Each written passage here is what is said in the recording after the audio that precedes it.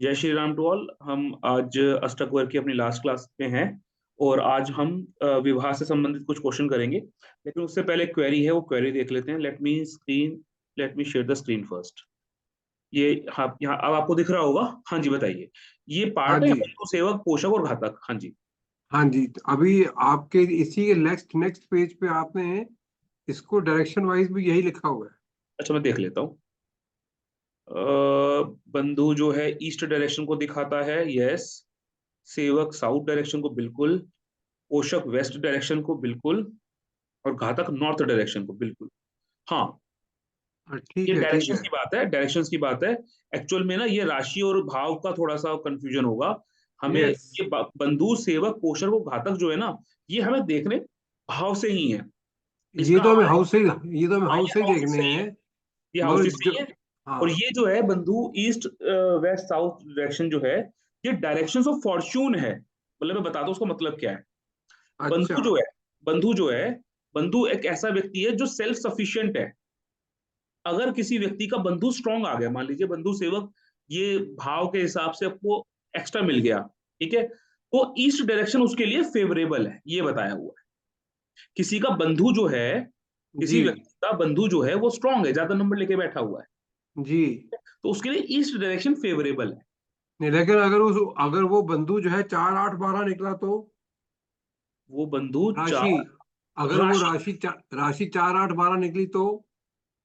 राशि 4 8 12 निकली। अच्छा अच्छा, समझ गया, मैं समझ गया। आप कह रहे हो मान लो ये चार्ट बना हुआ है, हाँ ठीक है, ये मान लीजिए चार्ट बन गया, ठीक है। हाँ इस चार्ट के अंदर आपने बोला कि भाई जो हम 1 5 9 भाव ले रहे हैं, उसमें अगर हाँ राशि अगर 4 8 12 हो गई तो, हाँ, तो फिर तो ये उल्टा कह हो रहे हो जाएगा ना। ना सर। हाँ हाँ हाँ, वो मैं समझता हूँ, वो मैं आपकी कंफ्यूजन समझ रहा हूँ। लेकिन बंधुखंड, ये जो कंसेप्ट है ना जी, ये है काल पुरुष की कुंडली के अकॉर्डिंग। हाँ, ये काल पुरुष की कुंडली के अकॉर्डिंग है ना ये तो। हाँ, ये काल पुरुष की कुंडली के अकॉर्डिंग ही है बताया हुआ।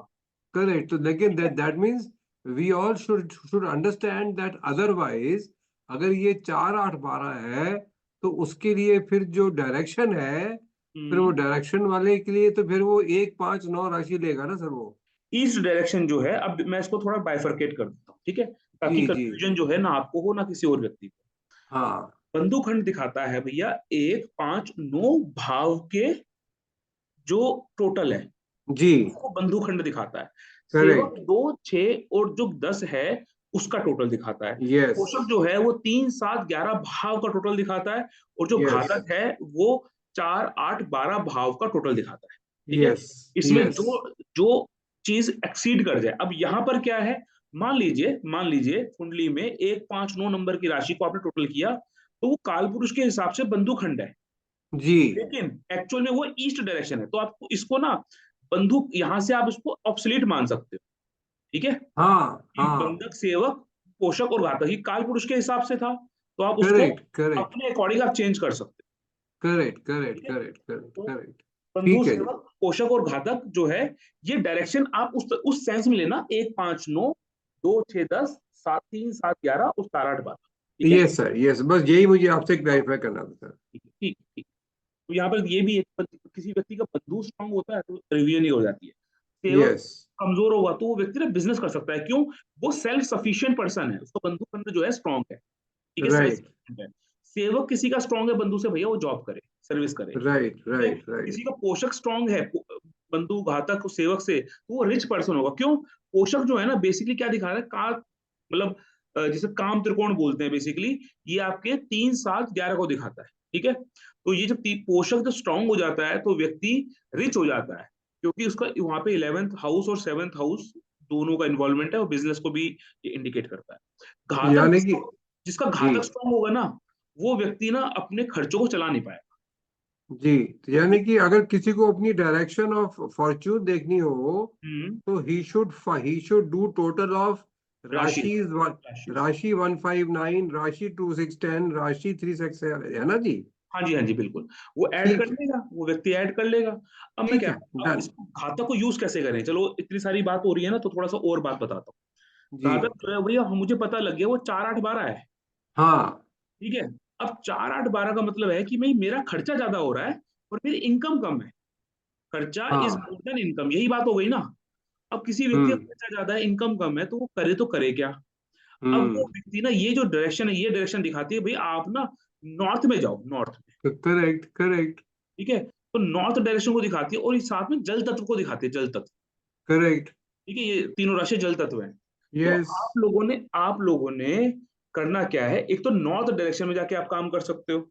यस रीजन क्या है कि मतलब ना, उस आपने उस खंड का इस्तेमाल कर लिया, आपने करेक्ट आपकी जो एनर्जी है उसका इस्तेमाल कर लिया। करेक्ट अगर आप नॉर्थ में नहीं जाओगे, मतलब इसका मतलब आपने एंटी एनर्जी जाके काम किया। करेक्ट और दूसरा, ये जल तत्व यानी कि लिक्विड कैश की आपको समस्या होगी। यस तो आप अपने एसेट्स को ना कन्वर्ट करो बेसिकली। यहाँ पे लिखा है right loans on person and many enemies. ठीक है, अब किसी राइट दुश्मन पता कब होते हैं? जब उसके पास पैसा बहुत ज्यादा होता है। हम्म जितना पैसा उतना बड़ा दुश्मन। ठीक है, जी लोन जी कब होंगे? लोन कब जब होंगे, जब आपके पास पैसा कम होगा, और आप, ऑब्वियसली बात है, आपके खर्चे ज्यादा होंगे। तो जी लोन लेने का मतलब क्या है? लोन का पर्सन मतलब पर्सपेक्टिव क्या है कि आप कोई भी काम कर रहे हो ना, आप उसको लिक्विड कैश में करो। अगर आपके पास कैश है तो आप करो, नहीं है तो मत करो। जी क्रेडिट कार्ड बनवा लोगे आप, फिर क्रेडिट कार्ड से लोन ले लोगे, फिर खर्चा चलता रहेगा। आप लिक्विड कैश पे रिलाय करो, मेरे पास जितना पैसा है मैं उतना काम करूँ। जी ठीक है, बाकी आपकी मनी मैनेजमेंट की स्किल्स हैं। ठीक है, चलिए आगे चलें। जी अब आज हमारा इस स्लाइड का हमारा कोई काम नहीं है ना, वापस जी आते हैं हम जी लोग। जी तो आज हम लोग थोड़ा बात करेंगे विवाह के बारे में। तो जब विवाह के संदर्भ में क्वेश्चन उठता है, तो वहां पर ना, जो प्लैनेट्स हैं, उन प्लैनेट्स में कुछ खास प्लैनेट होते हैं, जैसे कि लग्नेश, शुक्र और सप्तमेश। इनका बहुत प्रोमिनेंट यूज होता है, चंद्रमा का बहुत प्रोमिनेंट यूज होता है। तो जी जब भी कोई, मान लीजिए आपके सामने कोई व्यक्ति आया, ठीक है, वो फीमेल है, उसने प्रश्न कर दिया आपसे कि भाई मेरा जो है, मुझे एक लड़का पसंद है, या मेरी शादी है, शादी करना चाहती हूँ, तो मुझे कोई अच्छा जीवन साथी मिलेगा या नहीं मिलेगा, ऐसा प्रश्न पूछ लिया आपसे।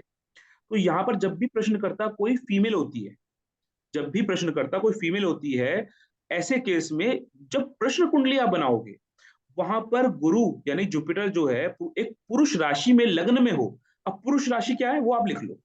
जितनी भी ऑड राशियां होती हैं, यानी कि 1, 3, 5, 7, 9, 11, ठीक है, ये जितनी भी ऑड राशियां होती है, विषम राशि बोलते हैं, दीज राशिज are come under the category of purush rashi, and all even राशिज आर फीमेल राशि, स्त्री राशि। ठीक है, जब भी कोई प्रश्न कोई लड़की करे, और वहां पर प्रश्न कुंडली में जो गुरु है वो ऑड राशि में लग्न में आए, प्रश्न कुंडली में, तब हम ये कह सकते हैं कि इस लड़की को एक लड़का, सुयोग्य लड़का मिल जाएगा। ठीक है, अगर यहीं पर मान लीजिए कंडीशन आपको नहीं मिलती, कोई और कंडीशन मिलती है, दूसरी कंडीशन क्या हो सकती है कि भाई एक लड़की ने प्रश्न किया, और वहां पर जो लग्नेश है वो पुरुष राशियों में बैठा है, यानी कि ईव ऑड राशियों में बैठा हुआ है। लग्नेश प्लेस्ड इन ऑड राशिज इन प्रश्न कुंडली, और उस लग्नेश को पुरुष प्लेनेट, मेल प्लेनेट कौन कौन से हैं भाई? सूर्य एक मेल प्लेनेट है, गुरु एक मेल प्लेनेट है, मंगल एक मेल प्लेनेट है, Shani and Budh are neutral planets. ठीक है, चंद्र, शुक्र, ये फेमिनाइन प्लेनेट्स हैं। ठीक है, राहु केतु को हम यहाँ पे नहीं ले रहे अभी। ठीक, तो जो मेल प्लैनेट्स हैं उसमें आपके पास मंगल, सूर्य और गुरु, ये तीन मेल प्लैनेट्स प्रोमिनेंटली आपके सामने आते हैं। ठीक है, अगर प्रश्न कुंडली का लग्नेश ऑड नंबर की राशि में बैठा हो, और कोई मेल प्लेनेट इन इस लग्नेश को देख रहे हो, तब भी लड़की को एक अच्छा सुयोग्य लड़का मिल जाएगा।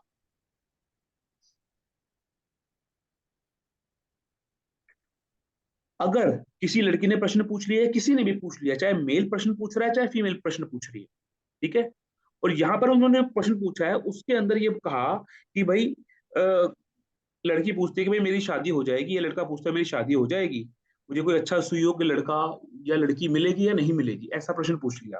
तो आपने क्या देखना है, वहां पर आप ना लग्नेश और चंद्रमा के साथ का एक रिलेशन होता है। लग्नेश और चंद्रमा का एक रिलेशन होता है, उस रिलेशन को बोलते हैं इशराफ रिलेशन। इशराफ, ई श रा फ, इशराफ रिलेशन। इशराफ रिलेशन क्या होता है, अगर लग्नेश पहले है डिग्री में और चंद्रमा डिग्री में बड़ा है।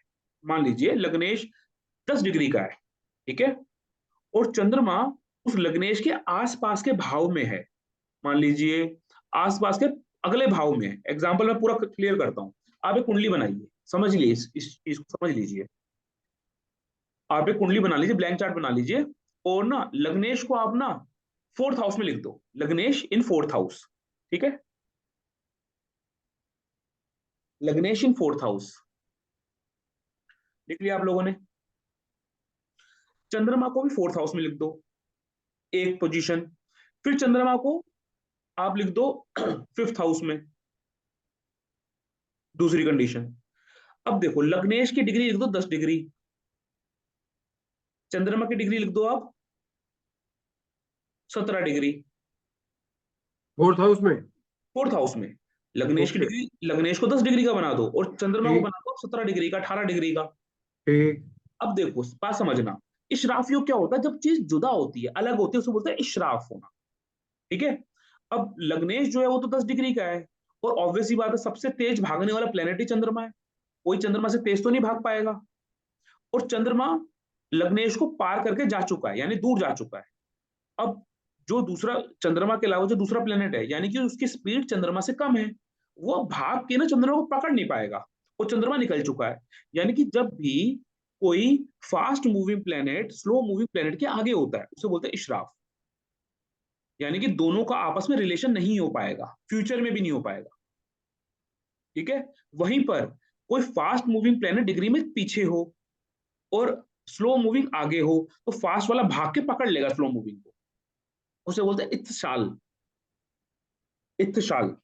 तो जब भी चंद्रमा और लग्नेश का प्रश्न कुंडली में इशराफ योग बने, यानी कि रिलेशन टूटता हुआ नजर आए, तब व्यक्ति को कोई अच्छा मतलब सुयोग्य वर या वधु मिलना, या कोई हस्बैंड या वाइफ मिलना, स्पाउस मिलना, कोई लड़का या लड़की मिलना दिक्कत होती है, ठीक है। प्रश्न कुंडली आपने बनाई, प्रश्न कुंडली में आपको सप्तमेश अस्त मिल गया, ठीक है। प्रश्न कुंडली में सप्तमेश आपको क्या मिला, अस्त मिल गया। इसका मतलब क्या हुआ, इसका मतलब ये हुआ कि सप्तमेश एक अच्छा रिजल्ट नहीं दे रहा है। जब भी सप्तमेश अस्त होगा ना, आपको अच्छा रिजल्ट नहीं मिलेगा, you will find difficulties in finding suitable match. अब यहां पर शीघ्र विवाह का एक योग बनता है, और ये बड़ा प्रोमिनेंट योग है, आप लोग जानते भी होंगे, सुना भी होगा आप लोगों ने। लग्नेश और 12th लॉर्ड के बीच में जब परिवर्तन होता है, परिवर्तन मतलब लग्नेश 12th हाउस में चला गया और 12th लॉर्ड लग्न में आ गया, इसे बोलते हैं परिवर्तन होना। जब भी लग्नेश और 12th लॉर्ड में परिवर्तन योग बनता है, उस कंडीशन को भी हम अच्छा मानते हैं कि इस व्यक्ति को शैया सुख मिलने की संभावना पूरी पूरी बन गई है, ठीक है। जब भी लग्नेश का और सप्तमेश का, यानी कि लग्न लॉर्ड एंड 7th लॉर्ड का भी परिवर्तन योग बनता है, तब भी व्यक्ति को शीघ्र ही कोई सुयोग लड़का या लड़की मिलने की संभावना बन जाती है। लग्नेश एंड सप्तमेश, इनका जब परिवर्तन योग बनेगा, लग्नेश सप्तम भाव में चले गए, सप्तमेश जो है लग्न में चले गए प्रश्न कुंडली में, तब भी एक अच्छा योग है, ठीक है। इस व्यक्ति को विवाह की संभावना काफी अधिक होती है। एक यहाँ पर एक आपको मैं मतलब एक एक वो देता हूँ, पॉइंट देता हूँ, वो पॉइंट नोट करो आप। मान लीजिए कोई लड़का लड़की आए हुए हैं सामने, वो लव वर्ड्स हैं या एक अच्छा एक दूसरे को पसंद करते हैं, and they are asking for some questions कि भाई हमारी शादी हो जाएगी इस तरीके से। मान लो लड़का लड़की आए, उनमें से किसी लड़की ने प्रश्न किया या लड़के ने प्रश्न किया। जब भी कुंडली में, प्रश्न कुंडली में चतुर्थेश यानी 4th लॉर्ड पाप ग्रह है, ठीक है, और वो पाप ग्रह कौन कौन से होते हैं, देखो जी, शनि, शनि, मंगल, ठीक है, ये क्या है, पाप ग्रह है। राहु केतु को इसलिए ले रहे हैं हम, राहु केतु को ना कि वो लॉर्ड नहीं बन पाते, उनकी खुद की राशियां नहीं है, ठीक है। हमको ये बोल देते हैं कि फलानी फलानी राशि में वो उच्च के होते हैं, ऐसा मान लेते हैं, लेकिन एग्जैक्टली जो हम पराशरी ज्योतिष पढ़ते हैं तो उनको कोई स्पेसिफिक राशि प्रदान नहीं की गई है, ठीक है। तो पाप ग्रह हमारे सामने एक तो आ गए शनि और एक आ गए मंगल।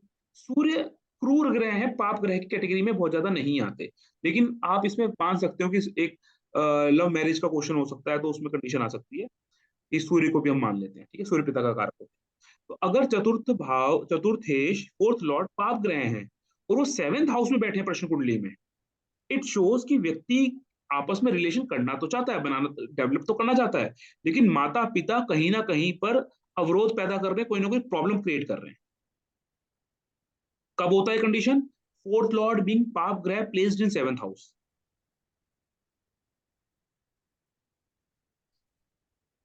अगर कुंडली में सेवेंथ लॉर्ड, कुंडली में कोई शुभ ग्रह सेवेंथ लॉर्ड के साथ बैठा हो या सेवेंथ हाउस में बैठा हो, कुंडली में कोई शुभ ग्रह सेवेंथ लॉर्ड बन के बैठा हो या सेवेंथ हाउस में बैठा हो, माफ कीजिएगा, शुभ ग्रह सेवेंथ लॉर्ड के साथ बैठा हो या सेवेंथ हाउस में बैठा हो, ये व्यक्ति को एक सुंदर सुयोग्य मतलब पति या पत्नी देने के लिए प्रॉमिस होता है। सर थोड़ा स्लो स्लो चलिए, बहुत फास्ट हो रहा है, नोट नहीं कर पा रहे हम लोग। ठीक है, मैं स्लो बोलता हूं। अगर कुंडली में कोई शुभ ग्रह, अब शुभ ग्रह कौन कौन से अपने पास दो सर्वाधिक शुभ ग्रह हैं, ठीक है, तो सबसे पहले गुरु, फिर शुक्र, उसके बाद चंद्रमा भी हम ज्योतिष में शुभ ग्रह के रूप में ले लेते हैं, ठीक है। और बुध जो है वो भी जैसे को तैसा होता है, अगर अच्छे कॉम्बिनेशंस में है तो अच्छा रिजल्ट देता है, अगर वो थोड़े मैलेफिक इंपैक्ट में आ गया तो थोड़ा बुरा रिजल्ट देता है, ठीक है। तो जब भी कोई शुभ ग्रह सप्तम भाव में बैठा हो, सप्तमेश के साथ युति करके बैठा हो, रिलेशन बना के बैठा हो, तब व्यक्ति को सुयोग्य वर या वधु मिलती है, अच्छा लड़का लड़की मिलती ये भी प्रश्न चार्ट में ही है ना सर? है। ये इट्स ऑल अबाउट प्रश्न। हम ठीक है। अष्टक की कोई बात नहीं कर रहे हैं, सिर्फ प्रश्न कुंडली की बात कर ठीक। रहे हैं। ठीक है। अब मान लो सप्तम भाव के अंदर सेवंथ हाउस में चंद्रमा है, ठीक है, और वहीं पर लग्नेश भी है। सप्तम भाव में सेवंथ हाउस में चंद्रमा है, कोई मेलेफिक इंपैक्ट ना हो, ठीक है, और लग्नेश भी सेवंथ हाउस में बैठा हो, तो ऐसे व्यक्ति को जल्दी ही कोई सुयोग्य लड़का या लड़की मिलने की उम्मीद होती है। यहां पर एक स्पेसिफिक पॉइंट आता है जो शनि से रिलेटेड है, ठीक है। जब भी शनि सम राशि में सप्तम भाव में स्थित होते हैं, व्यक्ति को जीवन साथी जल्दी मिल जाता है। रिपीट करेंगे? जब भी शनि सम राशि में सप्तम भाव में स्थित होंगे, जो भी प्रश्न करता है उसको लड़का या लड़की, सुंदर सुयोग्य लड़का या लड़की मिल जाती है, मतलब एक अच्छा मैच मिल जाता है।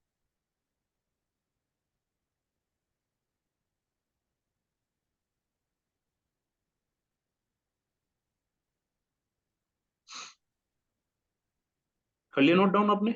जी। ठीक है। शनि, प्रश्न कुंडली आपने बना ली, ठीक है। प्रश्न कुंडली में जो लग्नेश अगर शनि बन जाए, ऑब्वियसली दो ही कंडीशन है, या तो लग्न में 10 नंबर की राशि होगी या 11 नंबर की राशि होगी, जी। ठीक है। अगर प्रश्न कुंडली में शनि लग्नेश बन जाए, तो जो क्वेश्चन पूछ रहा है ना, जो प्रश्न करता है, जो जिसे हम शुद्ध भाषा में प्रेक्षक बोलते हैं, प्रेक्षक, ठीक है, यानी कि प्रश्न पूछने वाला व्यक्ति संबंधों में हावी होने की कोशिश करता है। कब होगी कंडीशन ये? जब लग्न में 10 नंबर या 11 नंबर की राशि उदय हो रही हो प्रश्न कुंडली में, ठीक है। वहीं पर अगर प्रश्न कुंडली में शनि सप्तमेश बन जाए, तो जो प्रश्न पूछ रहा है ना, उसका पार्टनर, उसका स्पाउस आपके जीवन में, वैवाहिक जीवन में लीड करने की कोशिश करता है। सिंपल से याद रखिए, जो प्रश्न पूछ रहा है, जिसने प्रश्न पूछा, मैंने प्रश्न कुंडली लगाई और शनि लग्नेश बन गया, तो सामने वाला अपने पार्टनर को लीड करने की कोशिश करेगा।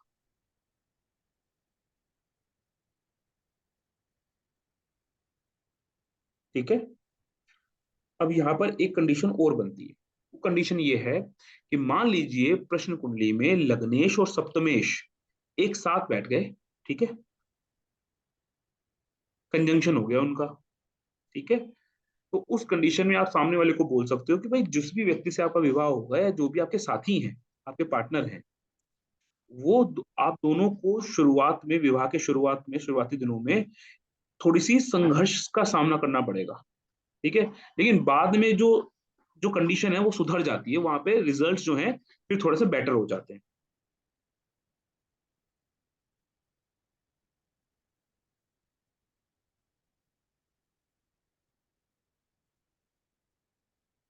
अगर प्रश्न कुंडली में 7th हाउस में कोई पाप ग्रह बैठ रहा है, अगर प्रश्न कुंडली में 7th हाउस में कोई पाप ग्रह बैठा है, तो ये कंडीशन अच्छी नहीं है। ये आपके या जो भी व्यक्ति प्रश्न पूछ रहा है ना, उसके उसके स्पाउस के साथ जो प्रॉब्लम्स है, मैरिटल प्रॉब्लम्स को ये इंडिकेट कर सकता है। क्लियर? अगर किसी प्रश्न कुंडली में कोई व्यक्ति अपने विवाह के संदर्भ में प्रश्न लेकर के आया है, ठीक है, उसने पूछा जी मेरे को मेरा वैवाहिक जीवन कैसा चलेगा, ही इज मैरिड, और वो मैरिज के तुरंत बाद या उसका रिश्ता पक्का हो गया है और वो प्रश्न लेकर के आया है, और ऐसी कंडीशन आपको मिलती है कि मैं प्रश्न पूछा उसने, आपने प्रश्न कुंडली बनाई और 7th हाउस में पाप ग्रह का संबंध आ गया, तो ये कुछ स्टार्टिंग लेवल पे कुछ ना कुछ ये प्रॉब्लम्स को इंडिकेट करेगा, ठीक है। अब यहाँ पर जब विवाह की हम बात करते हैं ना, तो वहां पर 8th हाउस का बहुत इंपॉर्टेंस है, और किसी फीमेल के लिए तो बहुत ही ज्यादा इंपॉर्टेंट है, क्योंकि अष्टम भाव को किसी स्त्री के लिए, किसी फीमेल के लिए मांगल्य भाव कहा गया है, ठीक है। तो जब भी अष्टमेश कोई पाप ग्रह हो, मतलब आपने कुंडली बना ली और आपको मिल गया वहां पे भाई अष्टमेश मंगल का कोई राशि आ गई, शनि की कोई राशि आ गई, ठीक है, तो जब भी प्रश्न कुंडली में 8th लॉर्ड कोई पाप ग्रह बन जाए, तो उस कंडीशन में आप बोल सकते हो कि भाई आपका जो रिलेशन है वो बहुत अच्छा स्मूथ नहीं चलेगा। और मान लीजिए कोई मेल या फीमेल आपसे प्रश्न पूछते हैं कि भाई हमें कोई अच्छा लड़का या लड़की मिलेगी या नहीं मिलेगी, मान लीजिए कोई क्वेश्चन पूछ ले, और ये कंडीशन बन गई कि भाई जो 8th लॉर्ड है ना कोई पाप ग्रह बन गया, ठीक है, तब भी प्रश्नकर्ता को आप बोल सकते हो कि भाई आपको कोई सुयोग्य लड़का या लड़की मिलने की अभी उम्मीद थोड़ी कम है, ठीक है।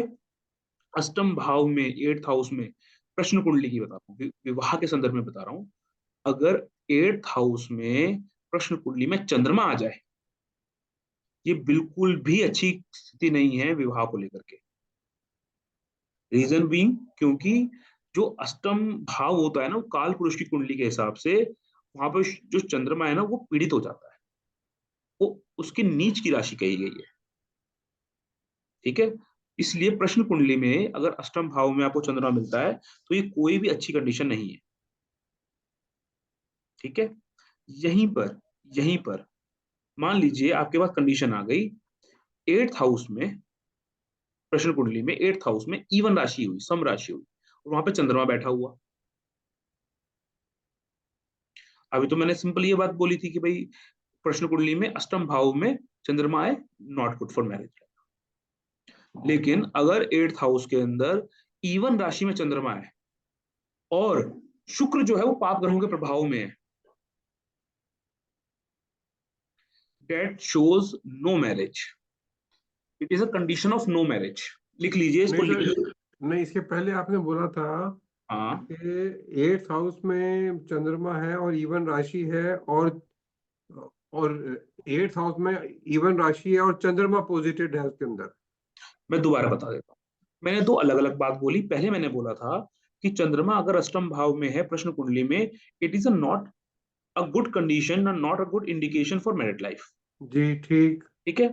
अब मैंने अलग बात बोली है, दूसरे दूसरे पॉइंट, ये पॉइंट ही दूसरा है। दूसरे पॉइंट में मैंने क्या बोला, अगर चंद्रमा इवन राशि में जी है और आपका शुक्र जो है ना प्रश्न कुंडली में वो पीड़ित है या पाप ग्रहों के साथ संदर्भ के साथ रिलेशन में है, पीएसी में है, okay it is a blunt condition of no marriage और अब marriage with hurdles. Okay. Clear? अगर आपके 6 8 भाव में कुंडली में प्रश्न कुंडली बन गई, प्रश्न कुंडली में 6th हाउस में और 8th हाउस में इवन राशि आ गई और वहां पर चंद्रमा बैठ गया, वो भी वीक होकर के 8th हाउस में जाएगा तो वैसे ही वीक हो जाएगा। अगर मान लीजिए छठे भाव में है, इवन राशि है वहां पर, और उस पर भी कोई पाप प्रभाव पड़ गया, तो ये भी विवाह में हर्डल्स क्रिएट करता है, ये योग नो मैरिज का या marriage with lot of hurdles को शो करता है। ओके। ठीक है, classic condition for no marriage if 6th house 8th house है even number rashi and weak Chandrama is deposited over hair.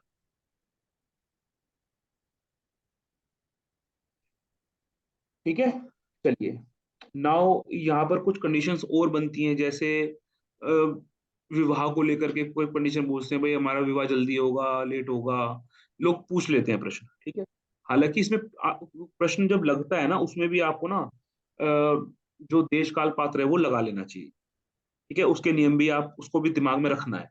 ऐसा नहीं है कि भाई मान लो कोई 10 साल का बच्चा पूछ रहा है जी मेरी शादी हो जाएगी, और आपने प्रश्न कुंडली लगा दी, तो ये इररिलेवेंट है।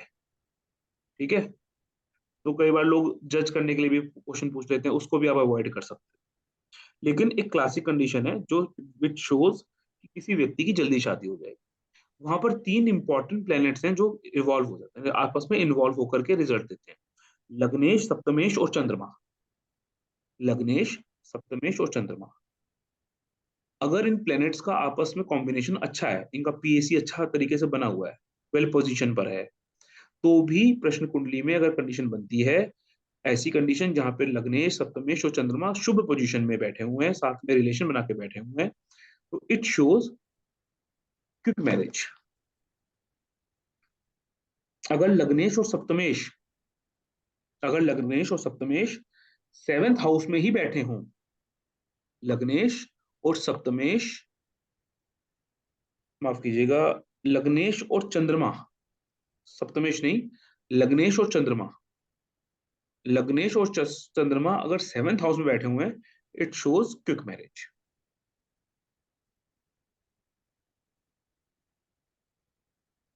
दो सही बताएं तो चंद्रमा को 7th हाउस में मैं पर्सनली इतना अच्छा नहीं मानता हूं। ठीक है, थोड़ा सा वो डेविएट करता है, उसके कई अलग कारण है। ठीक है, अगर लग्न में बुध बैठा हो, अगर लग्न में बुध बैठा हो या चंद्रमा बैठा हो,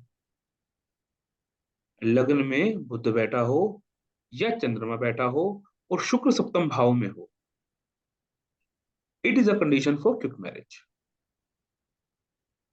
लग्नेश, लग्नेश बार बार आ रहा है,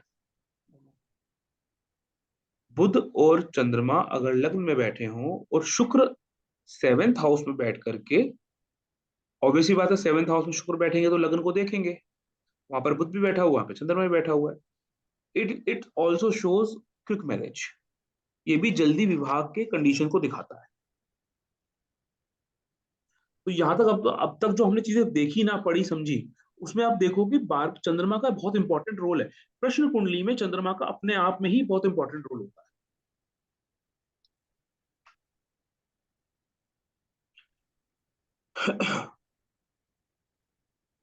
ठीक है, अब मान लीजिए चंद्रमा जो है 2 नंबर, 7 नंबर, 3 नंबर, 10 नंबर, 3 6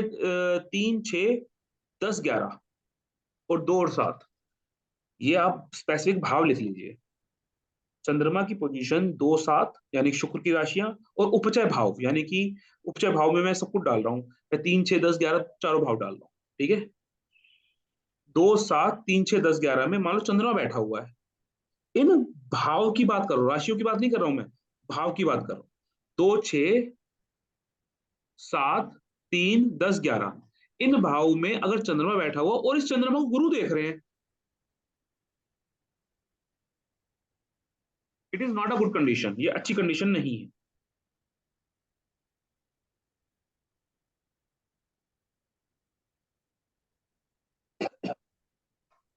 फिर से बोल देता हूं, 2 7 और उपचय भाव 3 6 10 11 भाव में अगर चंद्रमा बैठा हुआ है और इसे गुरु देख रहे हैं, अब वो गुरु के पास 3 दृष्टि हैं, 1 5 9, किसी भी दृष्टि से देखें it is not a good condition. गुरु की जो दृष्टियां हैं वो तो 1 5 9 है पांच। ना, 1 5 9 है, अच्छा, इसमें अपने को 1 5 9 लेनी है क्या? मतलब गुरु की दृष्टि तो 1 5 9 ही होती है ना, मैं कह रहा हूँ। नहीं, वो तो उसकी तो 5 7 9 होती है। हाँ, अब 7 9। जहां पर वो बैठेगा वहां पे दृष्टि देगा ना। मतलब 5 7 9 होती है ना गुरु की पांच दृष्टि। सात नौ हो गई, कोई भी प्लेनेट जहां भी बैठा हो वहां पे तो दृष्टि करता है, अपने भाव को भी हाँ। करेगा। ठीक है, तो इस ये कंडीशन अच्छी कंडीशन नहीं है स्पेसिफिकली विवाह को लेकर के। कई बार क्या होता है इस ऐसी प्रश्न कुंडली में ऐसा अगर चंद्रमा की पोजीशन बन जाए गुरु के रिस्पेक्ट में, तो भी विवाह में समस्याएं आ जाती हैं। अगर यहाँ पर स्पेसिफिक बड़ी अच्छी कंडीशन है, हालांकि हमेशा बन जाए पर कह नहीं सकते, लेकिन चंद्रमा और शुक्र प्रश्न कुंडली में दोनों उच्च की राशि में बैठे हुए हैं। अब शुक्र होगा 12 नंबर में और चंद्रमा होगा 2 नंबर में, जी तभी ये कंडीशन बनेगी, अदरवाइज नहीं बनेगी। जी तो बहुत स्पेसिफिक कंडीशन है, ये हमेशा बन जाए कह नहीं सकते, लेकिन अगर ये जी कंडीशन बन जाए शुक्र और चंद्रमा दोनों अपने उच्च की राशि में बैठे हों, that is a condition of quick marriage. जी अब एक और कंडीशन है जहां पर ये फीमेल स्पेसिफिक कंडीशंस हैं। फीमेल स्पेसिफिक कंडीशंस क्या है कि मान लीजिए जो प्रश्न कुंडली बनी, वो प्रश्न कुंडली में लग्न के अंदर पुरुष राशि आ गई, यानी कि ऑड नंबर की राशियां आ गई। जी ठीक है, अब गुरु जो है ना, वो दो पोजीशन स्पेसिफाई करता है, एक लग्न और एक एकादश भाव, मतलब लग्न में हो या 11th हाउस में हो। जी और लग्न में आपको पुरुष राशियां मिल गई, जी उसमें पुरुष राशियां 1 3 5 7 9 और 11। जी ठीक है, इस कंडीशन को आप क्विक मैरिज बोलते हो।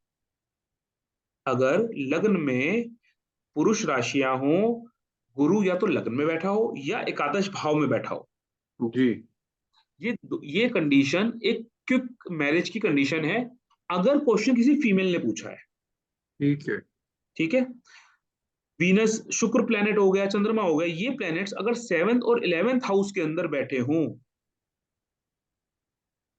अगर शुक्र और चंद्रमा, प्रश्न पूछ लिया किसी ने कि मेरी मैरिज कैसी होगी, मुझे अच्छा लड़का लड़की मिलेगी नहीं मिलेगी, स्पेसिफिकली मान लीजिए किसी फीमेल ने पूछा कि मेरा होने वाला जो स्पाउस है वो कैसा होगा, अच्छा होगा, कैसा होगा, और आपने प्रश्न कुंडली बना डाली, और उसमें 7th हाउस में और 11th हाउस में आपको शुक्र और चंद्रमा दिख जाएं, तो ये एक अच्छी कंडीशन है कि व्यक्ति को, किसी लड़की को एक अच्छा लड़का मिल जाएगा शादी के लिए। जी ठीक है, तो ये कुछ क्लासिकल कंडीशंस हैं जो शो करती है कि भाई व्यक्ति की जो शादी है वो हो जाएगी, अच्छी हो जाएगी। ठीक है, जी अब यहाँ पर कुछ बातें और आती हैं, कई बार ना लोग डिले का क्वेश्चन, मतलब कोई क्वेश्चन लेकर के आया, अब भाई उसको, उसकी डिले मैरिज है, तो जी यहाँ पर आप ध्यान रखना, जब भी अष्टम भाव के अंदर कोई पाप ग्रह बैठा होगा तो अच्छी कंडीशन है, कि अष्टमेश अगर पाप ग्रह है, ये कंडीशन को पहले भी बताई थी, ये डिले मैरिज को या नो मैरिज को भी दिखा देती है कई बार, कि अगर प्रश्न कुंडली में अष्टमेश एक पाप ग्रह है, एक बुरा ग्रह है, तो ये शीघ्र विवाह नहीं होने देती। मतलब नो मैरिज तो नहीं बोलूंगा, लेकिन हाँ उस व्यक्ति की मैरिज में डिले होती है। एक बड़ी जी अच्छी कंडीशन बताता हूँ मैं आपको डिले मैरिज की, बड़ी अच्छी कंडीशन है। वो कंडीशन ये है कि मान लीजिए जो सप्तम मेष है, 7th लॉर्ड है, वो हम्म 7th हाउस से दूर है। अब वो कैसे दूर होता है, आप लोगों ने अगर पंचदा मैत्री कभी समझी है, पंचदा मैत्री, प्लैनेट्स के बीच में जो म्यूचुअल रिलेशंस होते हैं, आप लोग जी अगर समझते हो तो पंचदा मैत्री एक ऐसा मैत्री चार्ट होता है जहां पे प्लैनेट टू प्लैनेट रिलेशंस को स्पेसिफाई करते हैं। जी जी ठीक है, एक रिलेशन होता है किसी ग्रह का नैसर्गिक रिलेशन, जैसे जी शनि जो है वो सूर्य का नैसर्गिक शत्रु ग्रह है। जी लेकिन यही शनि अगर सूर्य जहां पर बैठा है उसके 3 भाव लेफ्ट या 3 भाव राइट में चला जाए, बैठा हो, तो वो जी क्लोज रिलेशन बना लेते हैं, जैसे संबंधी एक रिलेशन बना लेते हैं, अड़ोस पड़ोस वाला रिलेशन बना लेते हैं, जी और आदमी अपने अड़ोसी पड़ोसी से बिगाड़ना नहीं चाहता, जी तो इसको ना मित्रवत संबंध बन जाता है, एज पर तत्कालिक मैत्री। तत्कालिक मैत्री मतलब कुंडली में जो रिलेशन है, कुंडली में जो प्लेसमेंट ऑफ प्लैनेट्स है उनके बेसिस पे रिलेशन बनता है, जिसे हम तत्कालीन मैत्री बोलते हैं। मीन्स अब टेम्परेरी फ्रेंडशिप। टेम्परेरी फ्रेंडशिप आप बोल सकते हो। ठीक है, तो इन दोनों चीज को मिला के, कि नैसर्गिक तो शत्रुता है, लेकिन फंक्शनल ये दोनों अब दोस्त बन गए हैं, तो ये इनका रिलेशन ना न्यूट्रल हो जाएगा, ना ही शत्रुवत रहेगा ना ही मित्रवत रहेगा, न्यूट्रल रिलेशन हो जाएगा। ठीक है। सर इसका एक वैसे चार्ट भी होता है ना कि वो फ्रेंडशिप वाला, जैसे नेचुरल, मेलेफिक और इस टाइप का एक चार्ट होता है पूरा सारा। हाँ, वैसे जर्नल कुंडली, जर्नल जर्नल जो सॉफ्टवेयर्स होते हैं ना हमारे, तो वहां पर हमें पंचतंत्र मैत्री बनी बनाई मिलती है। हाँ लेकिन जी, हाँ जी। अगर आप देखोगे तो जो सोफिस्टिकेटेड जो और अच्छे थोड़े से सॉफ्टवेयर्स हैं, एप्लीकेशंस हैं, तो वहां पर तत्कालिक मैत्री, नेचुरल फ्रेंडशिप और फिर पंचदा मैत्री, ये 3 चार्ट जी, लिखे होते हैं। ठीक है। पराशर राइट में मिलता है पंचदा मैत्री। हाँ जी। अब आपने समझना क्या है, किसी भी भाव से 3 भाव लेफ्ट और 3 भाव राइट में जो प्लैनेट्स होते हैं ना, वो फंक्शनल फ्रेंडली प्लैनेट्स होते हैं। ठीक है। कोई भी भावेश अपने अपने भाव से 3 भाव लेफ्ट 3 भाव राइट से दूर जाता है ना, तब वो अच्छा नहीं माना जाता, मतलब जनरली वो थोड़ा सा वीक पड़ जाता है। ठीक है।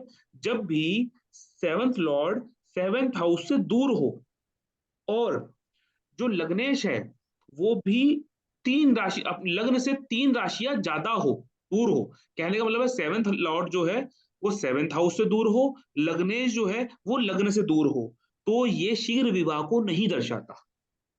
सर एक मिनट, अभी आपने बताया कि किसी भी प्लेनेट, कोई भी प्लेनेट अपने अपने घर से मैं तीन आपको हम। समझा देता हूँ। आप एक चार्ट बनाइए, सभी लोग ब्लैंक चार्ट बनाइए। आप ब्लैंक चार्ट बनवा दीजिए। हाँ, ब्लैंक चार्ट बना लीजिए, उससे आपको जल्दी समझ में आ जाएगा।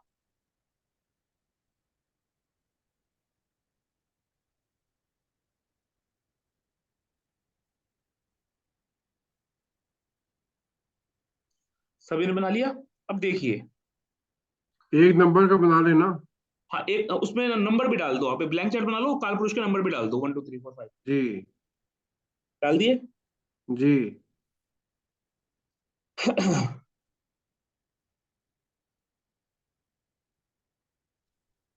अब देखिए, लग्नेश लग्न से अगर लग्नेश लग्न से अगर चौथे, पांचवें, छठे, आठवें, 10वें और 9वें भाव में मिलेगा, चौथे, पांचवें, छठे, आठवें, छठे, 9वें, 10वें भाव में हो, आठवें। हाँ जी, 8th, 9th and 10th house में हो, हाँ। ठीक है, तो उसे हम लग्न से दूरी बोलेंगे। और सेवंथ में हो तो नहीं? 7th में हो तो वो सम सब तक रिलेशन बन जाएगा ना। ओके ओके, ठीक है ठीक है ठीक है। ठीक है। यानी कि सिमिलरली, थर्ड, यानी कि similarly third and eleventh house. लग्न खुद, second house, third house, 12th house and 11th house, ये इसके फ्रेंडली हाउसेज हो जाएंगे। ओके ठीक है। ठीक है। अच्छा, वहीं पर जो 7th लॉर्ड है, वहीं पर जो 7th लॉर्ड है, जी। अगर वो 4th में, 3rd में, 2nd में, 10th में, 11th में और 12th में हो, तब भी वो अपने हाउस से दूर है। ओके। अगर किसी चार्ट में ऐसी स्पेसिफिक कंडीशन आपको मिल जाए कि भाई लग्न, जो लग्नेश है वो भी दूर है और जो सप्तमेश है वो भी दूर है, ये यानी कि इस एग्जांपल में वीनस जो है, अगर वो लियो में है या वर्गो में है हम्म, या अपने घर में है या फिर वो स्कॉर्पियो में है या वो सेजिटेरियस में है तो ठीक है। हाँ, 5 6 में ठीक है, 8 और 9 में ठीक है। ठीक है ना? हाँ, हाँ। लेकिन ये साइमल्टेनियस कंडीशन बननी चाहिए, लग्नेश भी लग्न से दूर हो और सप्तमेश भी सप्तम भाव से दूर हो, तब ओके व्यक्ति की शादी आसानी से नहीं होती। Okay okay it is a condition of delayed marriage. Okay. ठीक है। सर अब विवाह को प्रॉब्लम देने वाली कंडीशन क्या है? भाई चंद्रमा की जो पोजीशन मैंने आपको बताई थी ना, उस पर आप रेड मार्क से इंपॉर्टेंट लिख लो, चंद्रमा ओके। इज वेरी इंपॉर्टेंट, क्योंकि विवाह के लिए फॉर ना फॉर मनोस्थिति होना सही फॉर जरूरी है। For problem of married life. जब प्रॉब्लम इन मैरिड लाइफ, या बोल सकते हो विवाह के लिए मनोस्थिति, mentally okay you are not ready, या mentally someone is not ready to get married with you। Okay. Sir एक पुनर्फु योग भी तो है डिले मैरिज का। ये बहुत सारे योग हैं।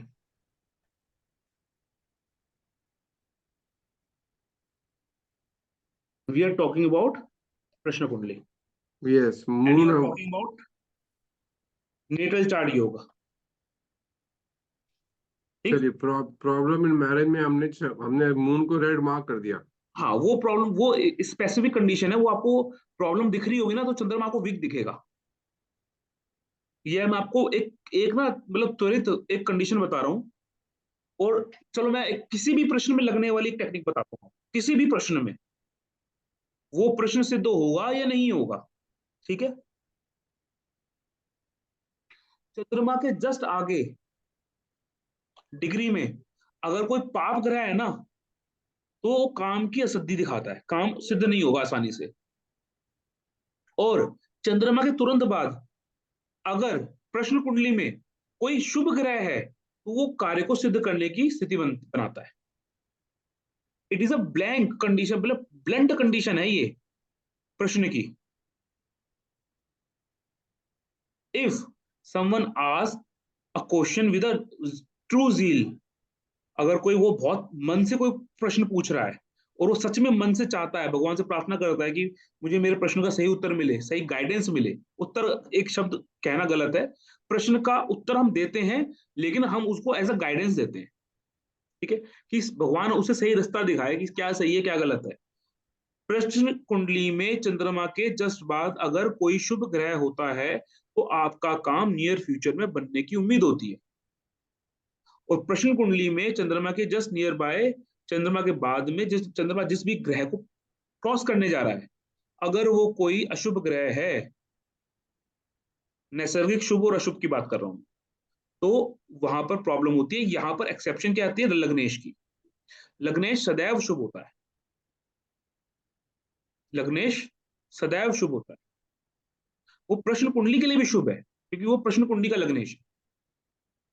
अभी हमने यहाँ पे लग्नेश की कितनी सारी बात की थी।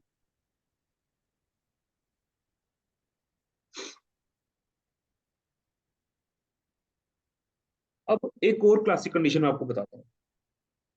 ये कंडीशन जो है ना, ये भी चंद्रमा के ऊपर बेस्ड है कि मान लीजिए प्रश्न कुंडली आपने निकाल ली और वहां पे चंद्रमा आपको पीड़ित दिख रहा है। मान लीजिए वो अस्त है, या आप कहो कि वो 8 नंबर की राशि में है, ठीक है, मतलब नीच का है, या किसी पाप ग्रह की उस पर दृष्टि है, किसी भी रूप में चंद्रमा पंचम भाव में बैठा हो और पीड़ित हो,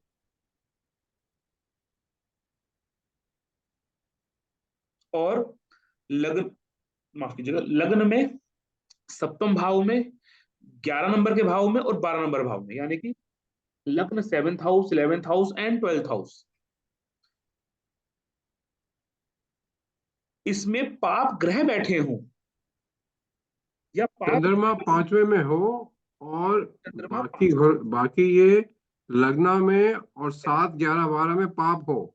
पाप ग्रह बैठे हो, पाप ग्रहों की दृष्टि हो, पाप ग्रह से संबंध बन रहा हो, इन भावों का, लग्न का, सप्तम भाव का, एकादश का और द्वादश का, तब ये ये कंडीशन। रिपीट करो, हाँ, मैं दोबारा रिपीट बोल करो। देता हूँ, मैं आराम आराम से बोल देता हूँ। प्रश्न कुंडली में अगर चंद्रमा पंचम भाव में पीड़ित बैठा हो और लग्न में, सप्तम भाव में, एकादश भाव में और द्वादश भाव में कोई पाप ग्रह का संबंध बन रहा हो, पाप ग्रह बैठे हों, it is not a good condition for marriage, या इस व्यक्ति की विवाह होने में अभी डिले है। ठीक है, कई कंडीशन में अगर कुंडली में ढंग के योग नहीं है या तो कुछ सपोर्टिंग हैंड नहीं है तो कई बार डिनायल ऑफ मैरिज भी शो हो जाता ठीक है। है, ठीक है। अगर चंद्रमा और शुक्र ये पाप ग्रहों से पीड़ित हों और 6th house and 8th house में बैठे हों तो डिनायल ऑफ मैरिज भी देते हैं।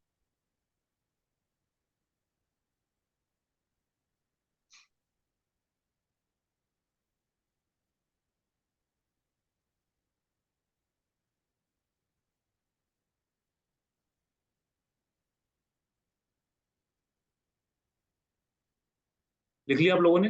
जी। एक कंडीशन और आती है, ये कंडीशन ना फीमेल्स के केस में ज्यादा प्रोमिनेंट है, मेल्स के केस में प्रोमिनेंट है लेकिन थोड़ा सा कम, ठीक है। तो इसको आप तो इसको बायस मत करो, चलो इसको जनरल कंडीशन लिख लो। क्या जी। कंडीशन है जनरल कंडीशन? कि भाई 8th हाउस आपने पकड़ लिया, जी 8th हाउस में कोई पाप ग्रह बैठा हुआ है, जी और ये पाप ग्रह शत्रु राशि में बैठा हुआ है, मतलब 8th हाउस में जो राशि है ना, वहां पे जो पाप ग्रह बैठा है वो भी अपनी शत्रु राशि में बैठा हुआ है। जी ठीक है, तो ये कंडीशन अच्छी नहीं है विवाह के लिए। एट्थ जी हाउस में एट्थ हाउस में किसी ग्रह का अपनी शत्रु राशि में बैठना, it's not good for married life. जी ठीक है, अगर प्रश्न कुंडली में शुक्र और गुरु अगर प्रश्न कुंडली में शुक्र और गुरु ये दोनों प्लेनेट पीड़ित हो जाएं या पाप प्रभाव में आ जाएं, तो मतलब या साथ में युति कर लें। ठीक है, अगर प्रश्न कुंडली में गुरु और शुक्र पाप प्रभाव में आ जाएं या पाप ग्रहों के साथ युति करके बैठ जाएं, ये भी एक अच्छी कंडीशन नहीं है विवाह को दिखाने के लिए। मतलब ये it's not good for married life. अब वहां पर मैं ये तो नहीं बोलूंगा कि डिनायल है, लेकिन हाँ, एक्सट्रीम कंडीशन में डिनायल बन भी सकता है। ठीक है,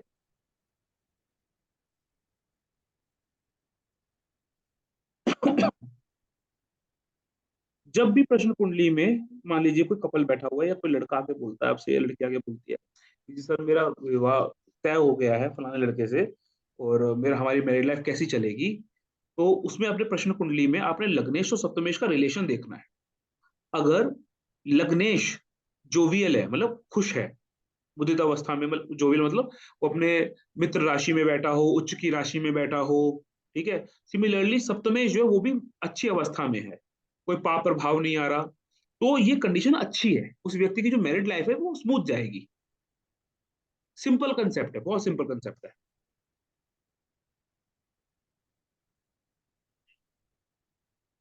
कभी भी प्रश्न कुंडली में सूर्य और शुक्र सूर्य और शुक्र कभी भी प्रश्न कुंडली में सूर्य और शुक्र ये पीड़ित नहीं होने चाहिए with respect to marriage question.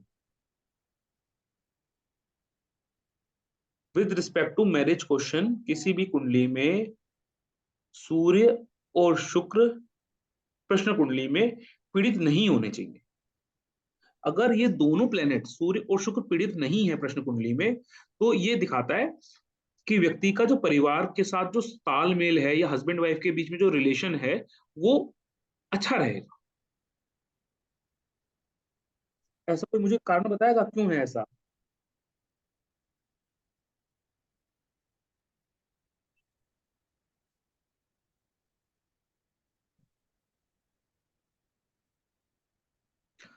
Surya is an SR की कारक ऑफ फैमिली।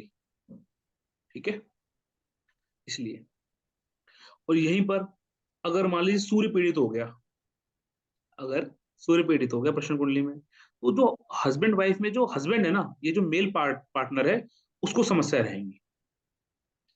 अगर प्रश्न कुंडली में शुक्र पीड़ित आ गया, तो जो फीमेल पार्टनर है रिलेशन में वो परेशान रहेंगी। और एक मैंने क्लासिक कंडीशन आपको बताई भी थी, शनि के लग्नेश होने की या शनि के सप्तमेश होने की। अगर प्रश्न कुंडली में शनि लग्नेश बन गया, तो प्रश्न पूछने वाला व्यक्ति डोमिनेट करने की कोशिश करेगा, और अगर शनि सप्तमेश बन गया, तो उस व्यक्ति प्रश्न पूछने वाले का जो पार्टनर है, स्पाउस है, वो वहां पर रिलेशंस में डोमिनेट करने की कोशिश करेगा।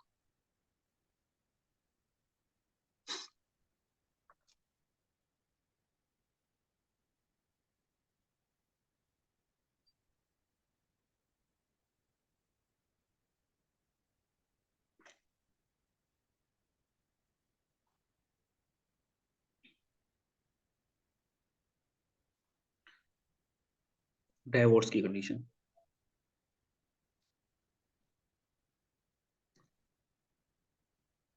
क्या कंडीशन है? लग्नेश शनि हो प्रश्न कुंडली में, प्रश्न कुंडली में अगर लग्नेश शनि हो, मंगल और राहु से दृष्ट हो या युति बना के बैठा हो, that is not a good condition for married life. यहां पर थोड़ा सा डिफरेंस ये भी आता है कि अगर लग्न लॉर्ड का रिलेशन शनि मंगल राहु से बन जाए, तब भी व्यक्ति को थोड़ा सा ये रहता है कि मैं इस रिलेशन को खत्म कर दूं या डाइवोर्स की कंडीशन में जाऊं।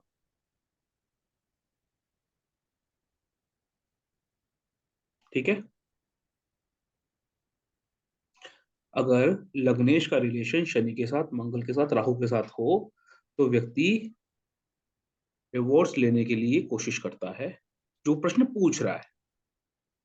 अगर यहीं पर लग्नेश के साथ तो रिलेशन बना नहीं, शनि मंगल और राहु का रिलेशन सप्तमेश के साथ बन गया,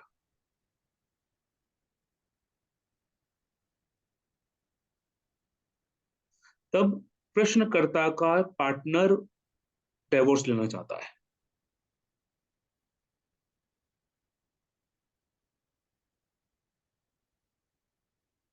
ठीक है। अगर सप्तमेश शनि मंगल राहु के साथ हो, तो प्रश्न पूछने वाले का पार्टनर डिवोर्स लेना चाहता है। ठीक है। लग्न में चंद्रमा हो, सप्तम भाव में मंगल हो। ठीक है। लग्न में चंद्रमा और सप्तम भाव में मंगल, ये भी, ये जो प्रश्न कुंडली में ये रिलेशन प्रॉब्लम्स क्रिएट करता है, या समझ लीजिए not a good for married life.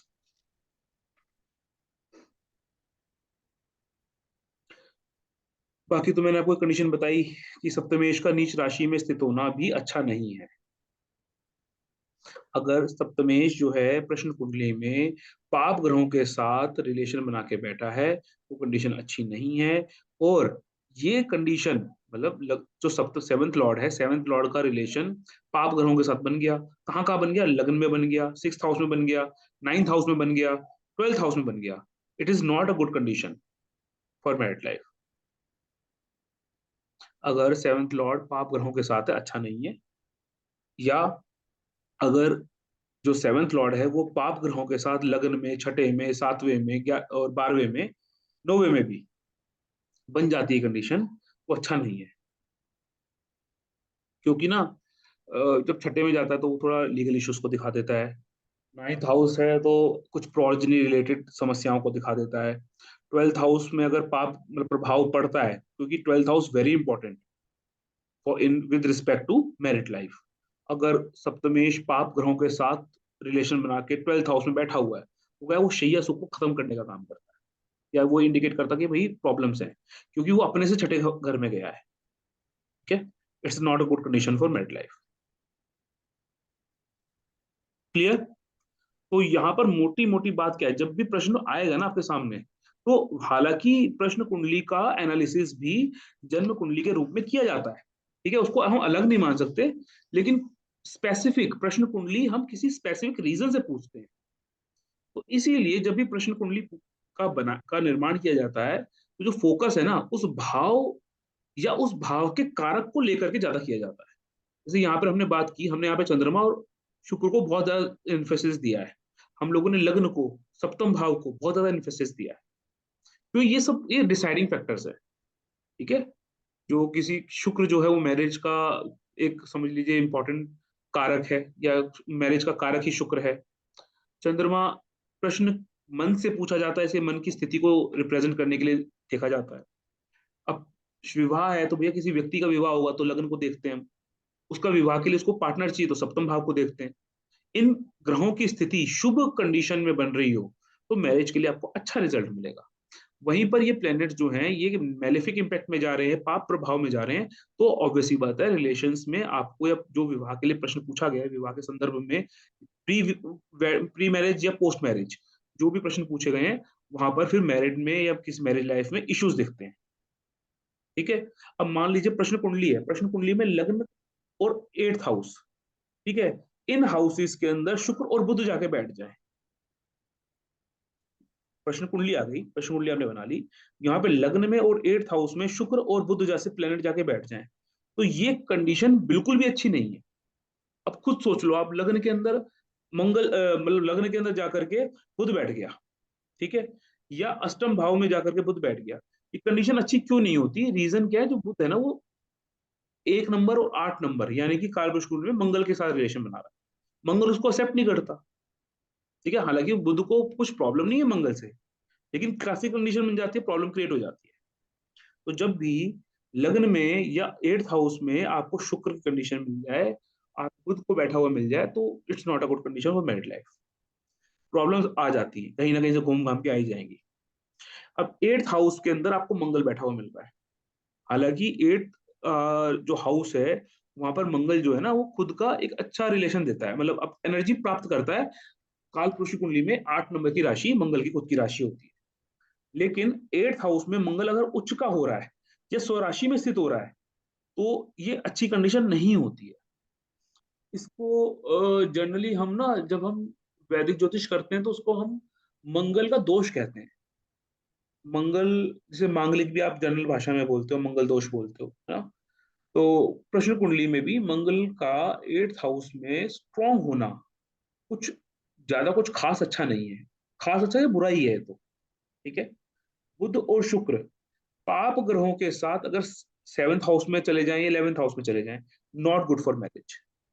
अब यहाँ पे आप बोलोगे बार बार बुध को क्यों लिखा है? भाई बुध क्या है ना, बुध हमारी खुशियों का कारक प्लेनेट है। हमें जो खुशियां महसूस होती हैं, वो हमें वही जॉयफुल हमारा हमारा एनवायरनमेंट हो, जोवियल एनवायरनमेंट होता है, डेट इज बिकॉज ऑफ बुध। ठीक है। तो बुध या शुक्र पाप प्रभाव में हो, पाप ग्रहों के साथ हो, 7th हाउस में हो, 11th हाउस में हो, नॉट गुड फॉर मैरिज। ठीक है। यहाँ पे दोनों की कंबाइंड स्थिति को भी बोला है, भाई शुक्र और बुध दोनों साथ में है, 7th हाउस में है, 11th हाउस में है, और पीड़ित हो गए, नॉट गुड फॉर मैरिज। ठीक है। तो ये क्लासिकल कंडीशंस है, क्लासिकल कुछ हमारे योग हैं, योग बोल लीजिए या कंडीशन बोल लीजिए, जो कि विवाह के अलग अलग स्वरूप को दिखाता है। यहाँ पर कभी भी आप देखोगे, आपको कंडीशन ध्यान में रखनी है। मैं जानता हूं, मैं मानता हूं कि आप इन सभी कंडीशंस को याद नहीं रख पाओगे। ज्यादा याद रखने के लिए आपको प्रश्न के ही, मतलब विवाह के प्रश्न ही आपको 70, 80, 90, 100 प्रश्न आप अगर विवाह के ले लो, तब आपको शायद ये कंडीशन याद हो जाए। ठीक है। मोटा मोटा आपने क्या याद रखना है? मोटा मोटा आपने लग्न, सप्तम भाव, शुक्र और चंद्रमा, इन लग्नेश, सप्तमेश, शुक्र और चंद्र, इनकी कंडीशन पे ज्यादा फोकस करना है। ठीक है। जो कुछ क्लासिकल मैंने पॉइंट्स बोले, भाई शनि का लग्नेश बनना, शनि का सप्तमेश बनना, that is a different thing. ठीक है। और भी कैसी कंडीशन है भाई, जो चंद्रमा है वो छठे भाव में है या 8वें भाव में है, not good for married life. यहाँ पर मैंने एक क्लासिकल कंडीशन बोली थी कि चंद्रमा जो है वो इवन राशि में, या तो छठे भाव में हो या 8वें भाव में हो, और शुक्र पीड़ित हो, पाप प्रभाव में हो, it is not a good condition of married life, या कई बार डिनायल ऑफ मैरिज भी बोलते हैं। ठीक है। लेकिन फिर भी आपने कंडीशंस या जो प्रश्न आप देखोगे, तो पॉजिटिविटी ढूंढनी है। हालांकि प्रश्न आपको स्ट्रेट फॉरवर्ड आंसर देगा विद रिस्पेक्ट टू प्रश्न। एक मैंने आपको क्लासिकल कंडीशन या एक स्टेट फॉर ब्लंट कंडीशन बताई, जिसके अंदर आपने चंद्रमा की कंडीशन को देखना है कि चंद्रमा के बाद में कौन सा प्लेनेट आ रहा है, शुभ प्लेनेट आ रहा है कि अशुभ प्लेनेट आ रहा है, पाप ग्रह है कि नैसर्गिक शुभ ग्रह है। ठीक है। वो कंडीशन आपने देख ली। चंद्रमा का जब भी आप लग्नेश के साथ या सप्तमेश के साथ इत्तेशाल देखो, मतलब इनका पैचअप देखो, इनके बीच में अच्छा रिलेशन बन रहा हो, अच्छी कंडीशंस डेवलप हो रही हो, लग्नेश, सप्तमेश और चंद्रमा के बीच में, it's a good for marriage, marriage के लिए अच्छा है। ठीक है। तो फोर्थ लॉर्ड है, फोर्थ लॉर्ड अगर पाप ग्रह हो गया, सप्तम भाव में आके बैठ गया, पेरेंट्स क्रिएट करेंगे प्रॉब्लम्स। ठीक है। अगर सामने कोई लड़का लड़की बैठे हैं और वो दोनों एक दूसरे से शादी करना चाहते हैं, वो प्रश्न कुंडली बनाई, आपने को दिख गया कि भाई fourth lord being a married पाप ग्रह प्लेस्ड इन 7th हाउस, मम्मी पापा नहीं मानने वाले आसानी से। And vice versa, fourth lord being a शुभ ग्रह प्लेस्ड इन 7th हाउस, मम्मी पापा मान जाएंगे आराम से।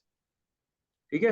मैं आपको अपनी लाइफ का एक एग्जांपल बताता हूँ। मेरा एक फ्रेंड है, तो हम लोग कुछ ड्यूटी कर रहे थे एक समय पे, तो प्रश्न, और ड्यूटी के समय ही उसको कोई इन्फेक्चुएशन हो गई, एक लड़की पसंद आ गई, लड़की को भी लड़का पसंद आ गया।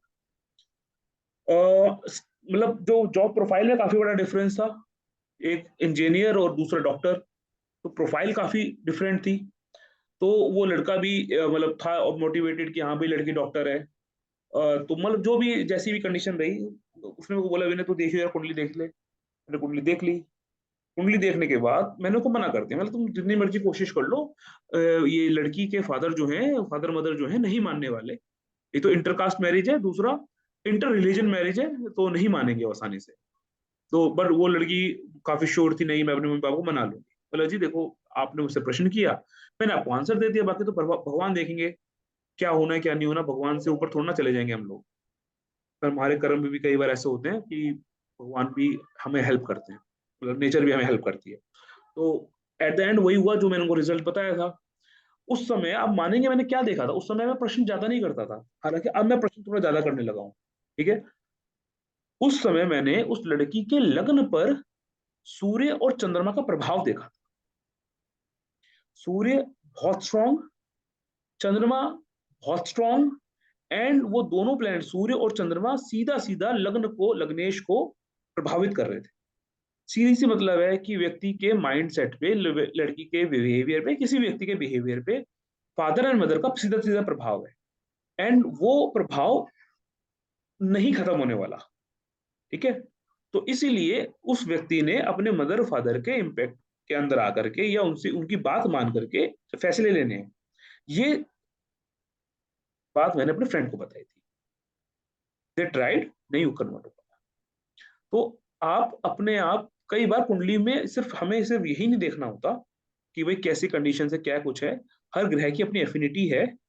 आप प्लैनेट्स की एफिनिटी को खुद भी जज कर सकते हो कि कौन सा ग्रह किस चीज के प्रभाव में। एग्जाम्पल के तौर पे अब मान लीजिए किसी व्यक्ति का मंगल है, वो मंगल जो है वो 6 नंबर की राशि में बैठ गया जाके। अब वो मंगल है ना, वो मंगल अब अनकंफर्टेबल है। ठीक है। क्यों? मंगल जो है मान लीजिए कि 6 नंबर की लग्न की उंगली है, ठीक है, कन्या लग्न है, मंगल लग्न में बैठा हुआ है। ठीक है। अब ये कंडीशन क्या बताएगा? कंडीशन सीधी सीधी बता रहा है व्यक्ति का जो मंगल है ना वो कंफर्टेबल नहीं है। और मंगल का कंफर्टेबल ना होने का मतलब शारीरिक कष्ट या छोटे भाई को कष्ट, दो ही कंडीशन है। ठीक है। मंगल रिप्रेजेंट छोटा भाई, यंगर ब्रदर, यंगर सिबलिंग, बहन, छोटी बहन, and Mangal is your body. तो दोनों तरफ से पिटेगा व्यक्ति। ठीक है। तो आप कुंडली को खुद भी जज कर सकते हो। उसके लिए आपको प्रश्न के क्लासिक नियम पता है, बहुत अच्छी बात है। अदरवाइज आप प्रश्न कुंडली बना करके सामान्य नियम भी लगाओगे तब भी आपको रिजल्ट्स मिलेंगे। तो ये मरकरी वीनस थोड़ा सा रिपीट करेंगे? मरकरी एंड वीनस क्या रिपीट करना है इसमें? कुछ आपको आपने कुछ रूल बताए थे, थोड़ा मुझे क्लियर नहीं हुआ। हाँ, अब मुझे बताइए मैंने क्या बताया था। मरकरी वीनस के कई नियम है, बताइए मुझे, पूछ लिए मैं बता देता हूँ। नहीं, for 2 minutes I was not aware, I was not in the okay, हाँ क्लास। ठीक है। मैंने ये बोला था कि जो बुध है ना, बुध और शुक्र है, मान लीजिए ये दोनों ना आपस में रिलेशन बना करके बैठ गए और पाप ग्रहों से युति बन गई इनकी, या पाप ओके प्रभाव आ गया इनका, और ये 7th हाउस में 11th हाउस में जाके बैठ गए। ओके तो it's not not a good condition for married life, या मैरिज के लिए अच्छी कंडीशन नहीं है। ओके यहाँ पर एक कंडीशन और बनती है, बुध की कंडीशन और शुक्र की कंडीशन लग्न और अष्टम भाव से रिस्पेक्ट में बनती है। ठीक है। अगर बुध जो है वो पाप प्रभाव में चला गया, शुक्र पाप प्रभाव में चला गया, लग्न में बैठ गया, अष्टम भाव में बैठ गए, that is not a good condition for married life. Okay ये एक ऐसी कंडीशन होती है जहां पर पार्टनर को शारीरिक पीड़ा भी हो सकती है। ओके ठीक है। हालांकि इसमें कुछ नियम ऐसे भी हैं जो बीएनएन के भी हम लगाते हैं, वो नो प्रश्न कुंडली में मतलब प्रश्न कुंडली के तो नहीं बोलूंगा, वो जनरल कुंडली में हम लोग लगाते हैं। ठीक है। ठीक है। तो ये हमारे प्रश्न के कुछ नियम हैं, सिद्धांत हैं, जिनको कि हम मैरिज के प्रश्न को एनालाइज करने के लिए यूज कर सकते हैं। मैंने आपको एक ब्रॉड लेवल पे गाइडलाइन दे दी है, एक कंसेप्ट दे दिया है। अब उसको यूज करोगे तो आपको अच्छे रिजल्ट्स ही मिलेंगे, क्योंकि ये जो नियम है ना ये क्लासिकल नियम है। ठीक प्लस है। इसके ऊपर अक्षय वर्गा वाले के रूल भी लगा लो। सर वो तो आप वो अष्टक वर्ग वाले जो नियम है ना सर, वो कैसे हाँ, लगने हैं, वो जो मैच मेकिंग में लगने हैं। ठीक है। अच्छा, और वो ऐसा नेटल पे, और वो नेटल पे लगने हैं। वो नेटल पे लगने हैं, ये प्रश्न कुंडली ओके है। ओके। अच्छा, तो अष्टक वर्गा को हम नेटल में नहीं, सॉरी, प्रश्न में नहीं लगा सकते? बिल्कुल लगा सकते हैं, यही मैंने आपको एक चीज एक बार मैंने बोला भी था। जो नियम हमने पढ़े हैं इन, अब मान लीजिए प्रश्न कुंडली बनी। ठीक है। अब ध्यान हाँ। से important, it is very important. ठीक है। प्रश्न कुंडली एक प्रश्न के जन्म का समय है। यस। तो वो जब प्रश्न कुंडली का जन्म हुआ है, उस वो विचार का जन्म हुआ है, हमने उसका एक चार्ट बनाया है, तो उसका एक अष्टक वर्ग भी बनेगा, करेक्ट सर्वाष्टक भी बनेगा। ठीक है। करेक्ट। अब यहाँ पर लेकिन उसके अंदर आपको यूज क्या करना है, उसमें आपको प्रोमिनेंटली यूज करना है चंद्रमा। चंद्रमा। यस, प्रोमिनेंटली आपने यूज करना है चंद्रमा। एक तो चंद्रमा की पोजीशन आप देखोगे, सेवंथ लॉर्ड को भी आप इस्तेमाल कर सकते हो, सेवंथ लॉर्ड की भी अपनी इंपॉर्टेंस है। वैसे तो कारक शुक्र की भी अपनी इंपॉर्टेंस है। मैंने आपको लास्ट सेशन में जब विवाह का कंसेप्ट समझाया था, तब मैंने आपको शुक्र से सेवंथ हाउस में समझाया था करेक्ट। कि भाई शुक्र से सप्तम भाव के अंदर जो भी राशि आएगी, उस राशि में जन्म नक्षत्र लॉर्ड ने बिंदु दिए या नहीं दिए। करेक्ट। बहुत प्रोमिनेंट फिनोमिना है ये अष्टक वर्ग का, बहुत प्रोमिनेंट। Yes yes. ठीक है, नेवर फेल फॉर्मूला है ये कि भाई शुक्र से सेवंथ हाउस में जो राशि पड़ेगी उसके अंदर जन्म नक्षत्र लॉर्ड ने बिंदु देने कंपलसरी है। राइट दोनों को दे रहे हैं, लड़के को भी दे रहे हैं, लड़की को भी दे रहे हैं। राइट मैच मेकिंग अच्छी है। राइट। ठीक है, मैंने आपको वहां पे पैसों की स्थिति भी बताई थी। यस ठीक है, पैसों की स्थिति मतलब भाई किसी व्यक्ति का 9 10 11 भाव अच्छा है, लड़के का यस सर्वाष्टक वर्ग में यस 9 10 11 भाव अच्छा है, लड़की का भी 9 10 11 भाव अच्छा है। यस मैरिज के बाद धन की स्थिति ठीक रहेगी। यस। ठीक है, अब जरा इसको प्रश्न कुंडली से जोड़ते हैं। प्रश्न कुंडली में जो आपने प्रश्न देखा उसके अंदर आपको 11th हाउस मजबूत दिख गया, स्ट्रॉन्ग दिख गया। यस ये प्रश्न की इच्छा पूर्ति को दिखाता है। यस। ठीक है, अगर 11th हाउस में आपको अच्छा रिजल्ट मिल रहा है, ठीक है, मैं तो कहूंगा इसके अंदर आपको बहुत प्रोमिनेंटली 7th हाउस को देखना चाहिए। यस ठीक है, जैसे मैंने आपको कंसेप्ट बताया कि शनि जो है वो लग्नेश होकर के मतलब लग्नेश शनि बन गए। ठीक है, और लग्नेश सप्तमेश, शनि सप्तमेश बन गए। दोनों कंडीशन अलग हो गई। जब शनि लग्नेश बनते हैं तो व्यक्ति को डोमिनेट करवाते हैं, यस जब शनि सप्तमेश बनते हैं तो सामने वाले मतलब उसके स्पाउस को डोमिनेट करवाते हैं। यस। आप 100% लिख लो इसको। अगर ऐसी कंडीशन बनेगी ना, यू विल, अगर शनि लग्नेश बने 100% सर्वाष्टक में लग्न की डिग्री, लग्न के पॉइंट ज्यादा होंगे as compare to 7th house, 100%। Okay. ठीक है, ठीक है ठीक है। अच्छा, विवाह के घटक क्या है? विवाह का जो इंपॉर्टेंट घटक है वो second house, 7th house and 12th house है। विवाह के घटक जो है। विवाह के लिए जो इंपॉर्टेंट हाउसेस हैं, सेकंड, 7th एंड 12th। हाँ ठीक है, उसके, ठीक है, मैं कह रहा हूँ 4th हाउस भी है, 4th हाउस सुख स्थान है। ठीक है, हाँ अगर आपने एक प्रश्न लिया और उसकी आपने सर्वाष्टक वर्ग देख लिया, हाँ आपको वहां पर सेकंड हाउस प्रोमिनेंटली स्ट्रांग दिख रहा है, हाँ आपको 4th हाउस स्ट्रांग दिख रहा है, गुड फॉर मैरिज। हाँ। सर्वाष्टक में अगर second house, 7th house, second house and आपके 4th हाउस में नंबर ज्यादा है, that is good for marriage. Yes ठीक है, मैंने यहाँ पे 12th नहीं बोला, आप बात समझना। यस। मैंने यहाँ पे 12th क्यों नहीं बोला? 12th हाउस तो शैया सुख है ना, लेकिन नहीं, वहां पे नहीं लेना। ठीक है, क्योंकि 12th हाउस का स्ट्रांग होना 11th हाउस को वीक कर देगा। अच्छा, फिर आपने सेवंथ हाउस क्यों नहीं कंसिडर किया फॉर हम्म, ऐसे भी के बिंदु कुटुंब बिंदुओं के देख रहा लिए? हूँ मैं, चलो मैं कुटुंब भाव देख रहा हूँ। किसी भी विवाह के लिए, विवाह की सक्सेस के लिए कुटुंब भाव सेकंड हाउस है, हाँ ठीक है ठीक है इसलिए मैंने उसको स्ट्रांग माना है। और शुक्र स्थान 4th हाउस है, इसलिए मैंने उसको माना है स्ट्रांग। ठीक है। 7th हाउस तो की तो अपनी अटमोस्ट इंपॉर्टेंस है ही नहीं, लेकिन राइट फिर भी हमें जो उसके सपोर्टिंग कोऑर्डिनेट्स हैं, यानी सेकंड और 4th है, वो भी इंपॉर्टेंट है। राइट अब जरा ध्यान से देखिएगा, 6th हाउस स्ट्रांग हो गया, राइट 6th हाउस स्ट्रांग हो गया, सर्वाष्टक में ज्यादा बिंदु आ गए वहां पर। राइट तो आपको विवाह में जो प्रश्न पूछा है उसमें कलह है, कलह आ गई, कलह। राइट ठीक है, अगर किसी व्यक्ति का प्रश्न कुंडली में 8th हाउस स्ट्रांग हो गया, मतलब सर्वाष्टक में 8th हाउस स्ट्रांग प्रोमिनेंटली आ रहा है, राइट ठीक है, ये बहुत खराब कंडीशन तो नहीं है। ठीक है, ये बहुत खराब कंडीशन नहीं है, क्योंकि अगर प्रश्नकर्ता कोई फीमेल है तो उसके लिए अष्टम भाव जो है वो मांगल्य सुख होता है। राइट। ठीक है, और अगर ये मेल है तो? मेल है तो भी ठीक ही है, ऐसा खराब कुछ नहीं है, पैतृक संपत्ति को दिखाता है। ओके ठीक है, डॉरी को दिखा देता है, या जिसे हम बोलते हैं ना स्त्री धन। ओके। ठीक है, लेकिन फिर भी अब अगर मैं एक प्रश्न को एक व्यक्ति मान लूं, अगर हम्म। मैं प्रश्न को एक व्यक्ति मान लूं, तो मुझे बताइए इस प्रश्न का 10th हाउस ज्यादा स्ट्रांग होना चाहिए कि 11th हाउस?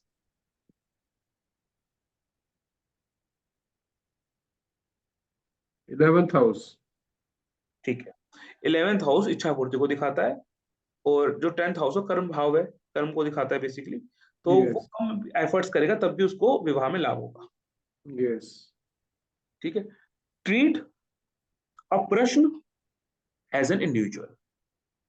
लेकिन राइट आपका जो ओरिएंटेशन है, वो ओरिएंटेशन क्लियर होना चाहिए कि मुझे इस सर्वाष्टक में विवाह की संभावनाओं को देखना है, विवाह की खुशियां देखनी है। अब राइट प्रश्न कुंडली में, अब मैं आपको जनरली जब मैं किसी व्यक्ति का सर्वाष्टक वक्त देखता हूं, तो वहां पर 7th हाउस में अपने आप ही अगर नजर चली जाती है, अगर वहां पर वो पॉइंट्स 25, 24, 20 तक मैंने 17 तक देखे हुए हैं। हम्म ठीक है, तो मैं उसको ब्लंटली बोलता हूँ, भाई कुछ करियो जिंदगी में, मतलब व्यापार मत करियो, या कुछ भी करियो जीवन में, लेकिन पार्टनरशिप मत करियो। हम्म ठीक है, और अगर पार्टनरशिप कर रहे हो, मान लो कोई पार्टनरशिप, मतलब अब मैंने उसको ये बोल दिया पार्टनरशिप मत करियो, अब उसने क्या समझा क्या नहीं समझा मैं नहीं जानता। अगर, और हम्म ऑब्वियस ही बात है, मैं देख के इतना तो हम देख के समझ ही जाते हैं कि भाई ये व्यक्ति अब कुछ समय के बाद जब आएगा तो क्या प्रश्न लेकर के आएगा, जी क्योंकि उसका 7th हाउस ऑलरेडी वीक हो गया है। राइट अब वो वीक तो हो गया है, हम जानते भी हैं समझते भी हैं, तो हमें अपने माइंड सेट को कर लेना है कि यार अगली बार 2 साल 1.5 साल के बाद ये मिलेगा तो ये रोएगा और रो के कुछ बोलेगा, तो इंटरप्रिटेशन हमारे दिमाग में बन जाएगी पहले ही। ठीक है, तो जब भी आप सर्वाष्टक वर्ग में, किसी भी जी व्यक्ति के सर्वाष्टक वर्ग में आपको सप्तम भाव आपको कमजोर दिखे, तो वहां पर काफी समस्याएं वैवाहिक जीवन में हो सकती हैं। लेकिन याद रखना, मैंने इसके साथ आपको चीज बोली थी, कोई भी भाव के हाथ पैर, मतलब 2 हाथ होते हैं। जी अगर किसी व्यक्ति की कुंडली में 3rd house and 11th house strong आ रहे हैं, और जी अगर उसका किसी वजह से 7th हाउस थोड़ा वीक भी पड़ गया, तब भी संभल संभल हो जाती है वहां पे, तब भी कुछ करेक्ट सही होता है कंसेप्ट, मतलब इतना नेगेटिव करेक्ट कंडीशन नहीं है वो, करेक्ट जितना दिख रही है। ठीक है, तो उन सब चीजों को भी, जो जनरल नियम है उनको भी ध्यान में रखना है। ठीक है तो अब आपने क्या क्या शुरू करना है, अब आपने शुरू करना है अष्टवक्र का प्रयोग करना करेक्ट अपने प्रिडिक्शंस में। एटलीस्ट जो व्यक्ति, छोटी छोटी चीजें शुरू करना, आप छोटी छोटी चीजें, जैसे भाई तेरे जीवन का कौन सा कालखंड अच्छा रहेगा, बचपन का, राइट युवा का, या बुढ़ापे का। भाई राइट आपको जॉब करना है कि बिजनेस करना है। ठीक है, राइट पोषक, पोषक, और जो आपका बंधुखंड है, बंधुखंड हो गया, सेवक खंड हो गया, पोषक खंड हो गया, उसके एनालिसिस आप कर लो। ठीक है, राइट राइट आपको कौन सी राशि, कोई बोलती बोलता है मैं रिश्ता ढूंढना शुरू कर रहा हूँ, हम्म मैं अपना पर्सनली यूज करता हूँ, वो बता रहा हूँ। हम्म हमारे ऑफिस में एक मैडम है, तो उन्होंने बोला कि लड़की है, बेटी है, उसके लिए रिश्ता ढूंढना है, तो बोला ठीक है, आप कुंडली मेरे को दिखा देना, बता दूंगा। तो मैंने उनकी कुंडली देखी, कुंडली देखने के बाद सीधा मैंने देखा ये चंद्रमा का भिन्नाष्टक, ये शुक्र का भिन्नाष्टक, तो चंद्रमा हम्म के भिन्नाष्टक में साफ पता लग जाएगा आपको। हम्म, ठीक है, कि कौन सी राशि का लड़का आपके लिए कंपेटेबल है। ठीक है चंद्रमा के भिन्नाष्टक में, चंद्रमा के भिन्नाष्टक में जो राशि प्रोमिनेंट है ना, जिसके पॉइंट ठीक ज्यादा है, ठीक है व्यक्ति को उस राशि के लड़का या लड़की का सिलेक्शन करना है। करेक्ट करेक्ट करेक्ट शुक्र का विनाशक आपको बता देगा कि भाई कौन सी डायरेक्शन से रिश्ता आए तो हमें एक्सेप्ट करना है। अच्छा वीनस का जो है डायरेक्शन ओके यस, और बुध का विनाशक आपको बताएगा कि हमें अगर मान लीजिए कोई मीटिंग करनी है, जैसे लड़का लड़की पेरेंट्स आपस में मिलते हैं पहली बार, या लड़का लड़की आपस में मिलते हैं, तो बुध का विनाशक बताएगा आपको कि कौन, आप जिस सिटी में रहते हो उस सिटी की कौन सी डायरेक्शन में जाके मीटिंग प्लेस करना अच्छा ये जो वीनस के बीएवी में जो हमें डायरेक्शन देखनी है है। हाँ जी, ये वही राशि 1, 5, 9 और यस राशि यस 2, 6, 10 यस, राशि समूह बोलते हैं इसको हम जनरली। राशि समूह है वो 1, 5, 9 ही लेना है हाँ जी, हाँ जी, हाँ जी। ठीक है ठीक है ठीक है, अरे मैंने आपको एक बार, मेरे को याद आ रहा है, मैं याद, जहां तक मुझे याद, मैंने आरकेपी में आपको हर राशि की डायरेक्शन बताई थी। सर हम लोग नालायक स्टूडेंट्स हैं आपके नहीं, आरकेपी मैंने बताया था, मैंने आरकेपी के अंदर चार्ट भी मतलब पूरा नोट्स भेजे थे, करवाया था, जी मतलब नोट्स क्या भेजे, मैं तो आरकेपी के मैंने कभी नोट्स नहीं बनाए, वो तो मेरे पास रिटर्न मटेरियल होता है, वही मैं आपको पढ़ाता हूँ। जी है ना, तो आरकेपी के अंदर मैंने आपको हर राशि की को डायरेक्शन बताई थी। सर अभी आप एक एक वो जो एक पेज पे लिख के डाल दो ना ग्रुप के ऊपर अच्छा, ग्रुप में डाल दूं, ठीक है, एक मिनट रुकिए, मैं वैसे ही बता देता हूँ आपको। आप नोट कर लेना कौन सा एक, आप सभी लोग ना ब्लैंक चार्ट बनाओ जल्दी से। ओके, काल पुरुष का। हाँ, काल पुरुष का ब्लैंक चार्ट बना लो।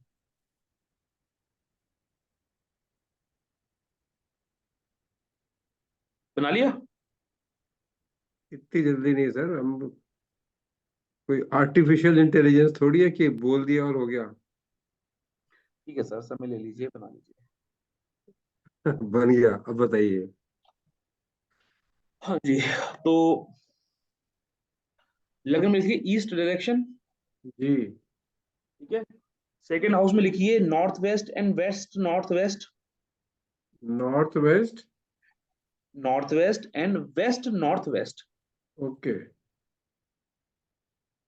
थर्ड हाउस में लिखिए north north west. Okay. North north west direction is very important. Okay. That is the direction of attraction, passion okay. And bed pleasures. Okay. जब भी आप देखोगे ना ये वाली डायरेक्शन खराब हो रही हो किसी की, जी। तो उसके रिलेशनशिप में बड़ी दिक्कत आती है। ओके। ठीक है। तो इससे आपको क्या पता लगा? प्रश्न कुंडली में 3 नंबर की जो राशि है, it is very important. Right. ये मैं आपको काल पुरुष की राशि के अकॉर्डिंग डायरेक्शन बता रहा हूं, नॉट एज पर भाव, याद रखिएगा। ओके, एक राशि नंबर, बेस्ड डायरेक्शन। हाँ राशि बेस्ड। 1 नंबर की राशि मतलब ईस्ट डायरेक्शन। ठीक है। 2 नंबर की राशि यानी कि नॉर्थ वेस्ट डायरेक्शन। तीन ठीक है। नंबर की राशि यानी कि नॉर्थ नॉर्थ वेस्ट डायरेक्शन। ठीक है। And you are amazed to analyse that, मैंने आपको एक रूल बताया कि जो बुध है ना, बुध अगर पिटेगा, आप देखेंगे मैंने आपको पॉइंट्स जो लिखवाए हैं, आपको वहां पे मैंने पॉइंट बताया है कि अगर बुध पिटेगा ना, तो भी आपको मैरिज लाइफ में प्रॉब्लम आएगी। ओके। काल पुरुष की कुंडली में बुध जो है वो 3 नंबर की राशि को रिप्रेजेंट करता है। ओके। ठीक है, चलिए आगे ठीक है। देखिए। 4 नंबर की जो राशि है फोर्थ हाउस में लिख लीजिए नॉर्थ नॉर्थ ईस्ट। नॉर्थ और नॉर्थ ईस्ट। ठीक है। नॉर्थ नॉर्थ ईस्ट की डायरेक्शन क्या बताती है? फाइनेंस और अ, चलो कोई पूजा बात नहीं। वगैरह। हाँ, उससे कुछ रिलेटेड, फैमिली को रिप्रेजेंट करती है, आई थिंक, जहां तक मुझे याद आ रहा है। मतलब ठीक है, अच्छी डायरेक्शन है। ठीक है। 5 नंबर की डायरेक्शन ईस्ट नॉर्थ ईस्ट। ठीक है। 5 नंबर राशि east north east. 6 number direction prominently north direction. North. Yes. Okay. 7 number की जो राशि है it shows west south west. West south west. Yes. Okay. ठीक है। 7 नंबर की जो राशि है वो शो करती है साउथ साउथ वेस्ट। एक मिनट सर, 7 नंबर की राशि क्या करती है? सॉरी, माफ कीजिएगा, 7 नंबर की राशि जो है वो है वेस्ट साउथ वेस्ट। और बट आठ नॉट नंबर की वेस्ट। जो 8 नंबर की जो राशि होती है वो बताती है साउथ साउथ वेस्ट। और वेस्ट क्या, और वेस्ट कौन सी है? बता रहे हैं सर, बता रहे हैं। अच्छा, ओके ओके। शनि की राशि वेस्ट होती है। शनि की 11 नंबर की राशि वेस्ट होती है। अच्छा, एनीवे, 8 नंबर है साउथ साउथ वेस्ट। यस। और 9 9 नंबर की राशि नॉर्थ ईस्ट, सबसे अच्छी राशि। North east. Yes. Okay. 10 number. सबसे अच्छी राशि, सबसे अच्छी direction, 9 number north east. Okay. 10 number की राशि इज साउथ। ओके। इसीलिए साउथ डायरेक्शन जब खराब होता है ना हमारा, तो हमारा मनी फ्लो रुक जाता है, क्योंकि हमारे कर्म खराब हो जाते हैं। ओके। कभी भी देखना आप, किसी व्यक्ति के को व्यवसायिक प्रॉब्लम आ रही होगी ना, प्रोफेशनल प्रॉब्लम आ रही होगी, तो ऑब्वियसली बात है प्रोफेशन में प्रॉब्लम आने का सीधा सा मतलब है भाई मेरी इनकम नहीं हो रही, मेरे पैसा में दिक्कत आ रही है, मनी फ्लो में प्रॉब्लम आ रही है। ओके। ठीक है। और इसका मतलब है उस व्यक्ति के कर्म खराब हो रहे हैं। ओके। ठीक है। तो south south east and south direction, south south east and south direction comes under 10 number राशि। साउथ साउथ साउथ ईस्ट और south and south south east, SSE and south. अच्छा, SSC। ठीक है, ठीक है। ठीक है। डब्ल्यू वेस्ट डायरेक्शन जो हो गया आपका, हो गया 11 नंबर राशि। ठीक है। साउथ ईस्ट डायरेक्शन और east south east direction 12 number. Okay. ठीक है। South east and east south east is ठीक बारह है। नंबर राशि, मीन राशि। ठीक है। ठीक है। यहाँ पर एक राशि मिस हो गई है, दैट इज साउथ वेस्ट, जी that is represented by Rahu in कुंडली। राहु जिस भी डायरेक्शन में बैठेंगे, जिस भी राशि में बैठेंगे, वो राशि के अंदर जो मैंने आपको चार्ट लिखवाया, वो तो राशि होगी होगी। राहु जहां बैठेंगे वहां उस राशि में साउथ वेस्ट भी जुड़ जाएगा। ओके ठीक है ठीक है। तो ये ठीक राशि है है, ये राशि भी काफी काफी चीज शो करती है। मान लीजिए किसी व्यक्ति की कुंडली में शुक्र को आप एनालाइज कर रहे हो, दैट इज फॉर कि भाई कहाँ से लड़का, मतलब कहाँ से रिश्ता आएगा। जी तो शुक्र की आपने कुंडली देख, मतलब आपने विनाशक देख लिया। शुक्र के विनाशक में जिस जिस राशि में सबसे अच्छे ज्यादा पॉइंट है, जी उस राशि के आपको डायरेक्शन पता लग गई। पर्टिकुलरली उस डायरेक्शन से अगर आपको कोई रिश्ता आता है ना, जी। तो जल्दी। और वो डायरेक्शन जो है, ये जो आपने अभी लिखवाई है, इसके ऊपर बेस्ड है। हाँ, ये राशि के ऊपर बेस्ड है। ठीक है ओके। ठीक है। बाकी आई होप आप लोगों ने एंजॉय किया होगा इस जर्नी को। हमारे यस कुछ यस। काफी साथी हमारे नहीं आए, काफी साथी हमारे सेशन में नहीं आए। एक में रुकिएगा। कभी भी जीवन में एक आपको हैक दे रहा हूँ, वो हमेशा आपको हेल्प करेगा, डेट इज अ हैक। अगर आपको कभी भी जीवन में कोई ऐसी समस्या घेर लेती है जिसमें आपको समझ ना आ रहा हो कि आपको करना क्या है, जी तब आप भगवान विष्णु के नारायण कवच को पढ़ सकते हो, सुन भी सकते हो। ठीक है। जी ये एक बहुत पावरफुल टेक्निक है, ओके बहुत पावरफुल टेक्निक है। ओके। बस कंडीशन ये है कि आपके खुद के एफर्ट्स उस प्रॉब्लम को सॉल्व करने के लिए पूरे हो चुके हो। ऐसा नहीं कि आपने एफर्ट्स किए नहीं, बस आप नारायण कवच पढ़ने बैठ जाओ। मतलब भगवान भी देखते हैं, भाव देखते हैं। राइट भगवान ना भाव देखते हैं कि भाई आपने राइट अपनी तरफ से पूरी कोशिश कर ली, अपने सारे एफर्ट्स लगा लिए, तब भी आप किसी एंडिवेवर में फेल हो रहे हो या आपको राइट। सपोर्ट नहीं मिल रहा, तब आपने फिर नारायण कवच का पाठ करना। ठीक है ठीक है। तो इसके साथ आज का हमारा सेशन खत्म हो रहा है। और इसके साथ मनमीत जी, ये जो आपने शीट भेजी थी जिसमें हाँ जन्म जी नक्षत्र डालते ही हो हाँ जी हाँ जाता जी हाँ है, जी हाँ जी। जो अभी सर ने शेयर हाँ करी थी, हाँ हाँ हाँ हाँ। वो एक बारी फिर से डाल दोगे एक्सेल शीट? ठीक ठीक ठीक है ठीक है। ताकि सर ये तो मुझे बड़े। ढूंढनी पड़ेगी, आप डाल दीजिएगा, मैं मैं ढूंढ डाल दूंगा, लूंगा। मैं डाल दूंगा। हाँ हाँ सर, हाँ ये आप डाल देना सर। ये मेरा मेरा कंटेंट नहीं है ना। ये मेरा हाँ, कंटेंट नहीं है, जो एक्सेल शीट है मुझे भी कहीं से फॉरवर्ड हुई थी, वो मैं हाँ हाँ। आपके साथ शेयर करूँ। ठीक ठीक है। ठीक। मेरे ख्याल से मनमीत सिंह ने जी हाँ, मनमीत हाँ जी हाँ ने मैंने, भेजी हाँ थी। मैंने ही दी थी, मैंने ही दी थी। हाँ हाँ, मुझे याद है मनमीत सिंह जी ने दी थी। तो ये सर आप एक बारी ग्रुप में डाल देना सर। हाँ हाँ हाँ। एक तो इसके नवतारा का भी है, वो मेरे को मिला है, लेकिन वो पीडीएफ मिला, एक्सेल नहीं मिला अभी। तो कोई वो मैं बात नहीं, भेज दूंगा आप वो। भेज देना, भेज देना। आप नवतारा का जो भी मिला है वो भेज दो नवनीत हाँ जी। हाँ हाँ और सर ये आप मेरे को, अच्छा सर मुझे एक याद आ गया। सर ये जो आपने एक बारी हमारे को जगन्नाथ होला का लिंक भेजना था, मैंने भेजा था सर ग्रुप में। भेजा था क्या? हाँ जी बिल्कुल भेजा, दोबारा भेज दूंगा, कोई दिक्कत वो दोबारा भेज देना। नहीं, आपने वो तो भेजा था। आपने हमारे को उसको कैसे, उसमें इंपॉर्टेंट चीजें कैसे देखनी है वो बताना था आपने। नहीं। अच्छा, वो योग का देखने का तरीका होता है, बता हाँ दूंगा, मतलब क्या कोई बात स्टेप नहीं। बाय स्टेप जो है, जगह इंपॉर्टेंट चीजें जगन्नाथ हो रहे, वो very complective, that is very complex software. उसमें हमें सिंपली वे में कैसे करना है, अगर आप उसका वीडियो बना के भेज दो कि तो बना जगन्नाथ दूंगा, हो रहा बड़ी में, बात नहीं, नॉट अ तो बिग वो डील। एक 5 मिनट का वीडियो बना के भेज दोगे ना, तो वो it will very helpful for us too, एक तो उसको लिंक भेज दोगे तो हम उसको डाउनलोड कर लेंगे, और उसमें हमारे को इम्पोर्टेंट चीजें कैसे देखनी है, क्या टिक करके उसका वीडियो बना दोगे, तो that will be a bonus. हाँ, मैं बता दूंगा, मैं बना दूंगा छोटा, वो कोई बहुत आसान चीज है ये, ठीक है। जी जी तो जी जी। एक तो ये चीज हो गई। और जो अपकमिंग मेरे कोर्सेज हैं वो मैं एक बार बता देता हूँ आप लोगों को। एक मेरा लव मैरिज रिलेशन प्रोटेक्शन का कोर्स आ रहा है, सिंपल क्वेश्चन जी कोर्स है, ज्यादा जी मुश्किल जी कोर्स नहीं है, कॉस्ट जी इफेक्टिव। इसके बाद में एक इवेंट टाइम टेक्निक है, समय घटना समय पद्धति, जो कि प्रश्न प्रश्न ज्योतिष से जुड़ी हुई एक पद्धति है। ठीक है। अच्छा ओके। इसके अंदर ये थोड़ा सा ना बहुत हट करके एक विधा है।